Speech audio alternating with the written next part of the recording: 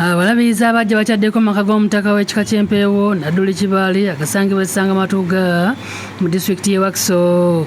Bano kubaddeko Namirembe Moses Banja Sako Luweero, Wilson Kiseka n'abawummula nga Ssaabalabirizi Dr. Stephen Samuel Kazimba Mugalu batambudde naye. Ssaabalabirizi Kazimba asinzidde wano ne yeewuunya Omutaka Nadduli olw'amaanyi g'akyalina ate nga wa myaka 93 n'okubeera omukozi kyokka nga bavubuka bangi tebaagala kukola bayimiridde okukuba.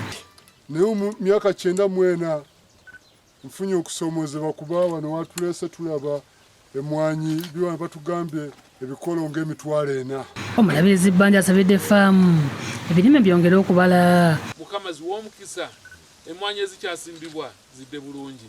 Omutaka Kibaale Nadduli ye musigire wa Ssaabasajja. Buli muweereza omutaka musibiridde entanda y'ebigambo nga bagatiddeko n'ebirabo. Download the app on App Store or Google Play Store now.